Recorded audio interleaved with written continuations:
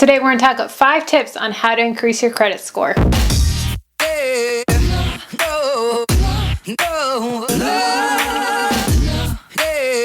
friends, welcome to Freedom in a Budget. I'm Kelly, and today we're going to talk about how to increase your credit score, some simple things that you can do, some not so simple things that you can do, but important things that you can do to increase your credit score, because let's be honest, credit scores are important. I don't want to throw any shade, but I was under the assumption for a long time that credit scores weren't important. You don't need a credit score.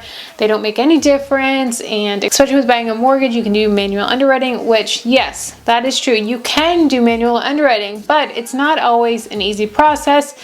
And having a credit score, it really can affect your home buying purchase and buying other things in general. And I personally, we don't take out any debt for things. Like, we don't finance cars, we don't finance furniture, we don't finance appliances, we don't finance different things like that. We always save and pay cash, but we did not save and pay cash for our house. No, we just did the normal down payment on the house. And I was surprised at how much our credit score paid into how much our interest rate was. And we had to come up with all the documents and everything when we were buying the house. And our credit score put a huge weight on how good of an interest rate we got. And we had like $200,000 in the bank and in our investments and portfolio and different things like that. But our mortgage broker was like, yeah, they want to see all that stuff. But to be honest, that doesn't matter in terms of your interest rate or anything like that. It was crazy. And then we ended up buying down the mortgage, buying down the points because we wanted to get a good interest rate. So all that to say, I wish I had known these tips a lot sooner. And I did apply some of them, and it did bring our credit score up, but we are still using these tips to this day, us and our personal family, to increase our credit score so that when we buy our next house, our next rental property, then we can get an even better rate. So before we dig into it, if you guys don't have a tool that you get your credit score, I personally recommend Credit Sesame. They're who I use, they're who I trust. I love Credit Sesame. The link for you guys down below where you can do a free analyzer, find out what your credit score is, find out what's on your credit score, all of that. It's so important. So check out Credit Sesame. They're awesome. They're not sponsoring this, but go check them out. They are awesome. The first step is to keep your utilization low. 30% of your credit score is made up of your credit utilization. How much credit you have, how high of it are you getting up to the balances, and you want to stay below 10% of your total credit utilization. So if you have a $5,000 credit card, and $5,000 is the max that you can. If you're maxing it out, you want to stay below 9% of that. So like $450. Once it hits $450, you want to make sure you're paying that off. Now, you do not want to hold any balances. You do not want to pay the minimum balances. No, you want to pay exactly how much you owe on the card, because you should never, ever, ever, ever pay interest on a credit card. Y'all, let me say it again. Do not pay interest on credit cards. Make sure that you're paying them off every single month. I don't have a problem with credit cards if you can use them responsibly. But once you start racking up debt, that's when I have a problem with them, and that's when they need to go. So you can have credit cards, if you can use them responsibly, pay them off. But if you are having trouble staying under that 9%, call them. See if you can get a credit line increase. See if they can up it. Say, hey, I've been a loyal customer with you for X amount of years. I've always paid my balance on time, and I think that it would be great if I could get a increase, blah, blah, blah, blah, blah. I just got one for my Amazon credit card for Amazon.com, and I was like, hey, yeah, that's going to help my credit score.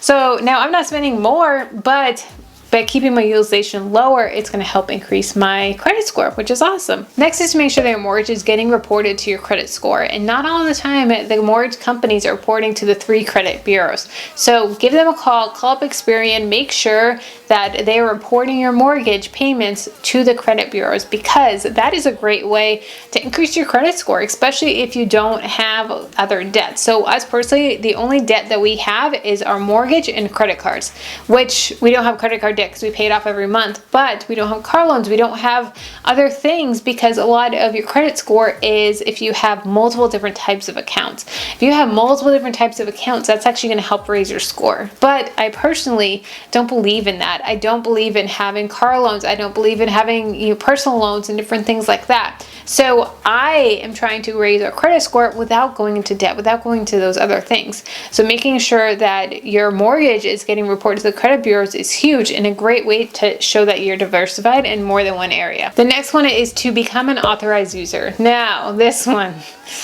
I went back and forth on sharing this one or not because I do not believe in being a cosigner. I do not cosign. I do not loan people money. If someone comes to me asking for money, I talk to Jamie obviously first, and then if we decide, we will gift it to someone, but we never loan money like, hey, can I borrow $100? Hey, can I borrow $1,000? No, we never do that. Now, if we see in our heart that we want to give them the money and not expect any money in return, that's what we do. I have had too many relationships gone sour, seen too many other relationships and friendships go sour over money, so that is just not something that we do.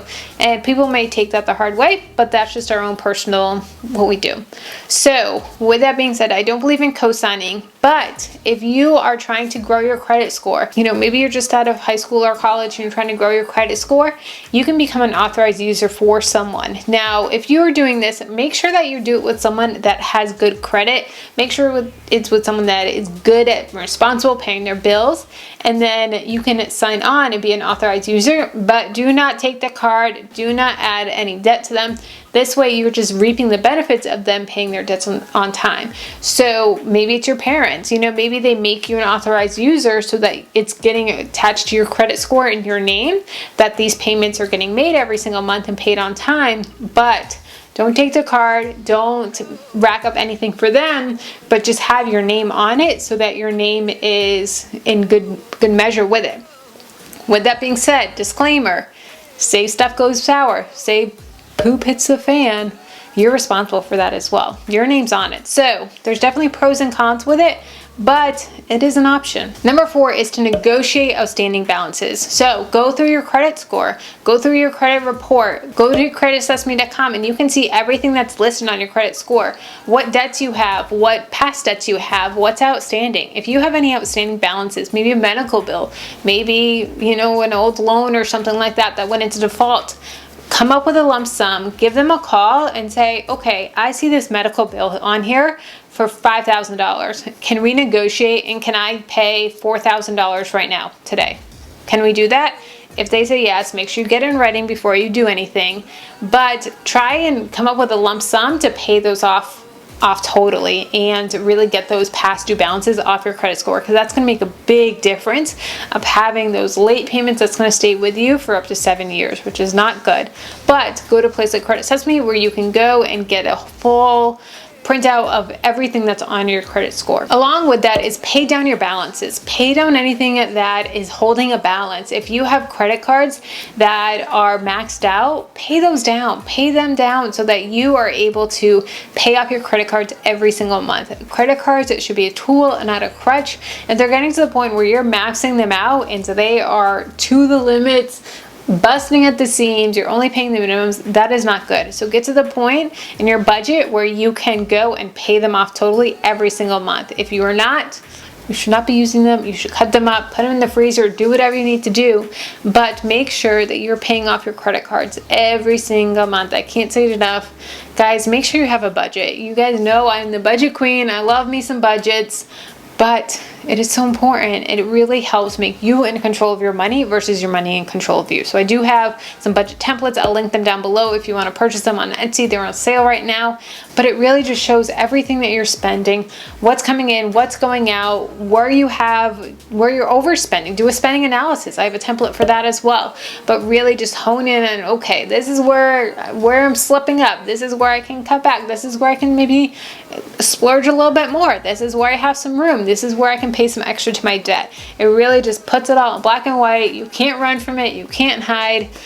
They're a game changer. So we're going to keep the conversation going. We're going to talk about how to stop living paycheck to paycheck and how to just break that cycle, how to get 1 month ahead on your bills. That is my ultimate goal for you guys as a first step, is to get 1 month ahead on your bills. And just think about where you would be if you didn't have to wait till this paycheck to, have that extra in your account and not, only have $7 until payday. That's not what we want. We want 1 month ahead on your bills. So I'll see you in that video.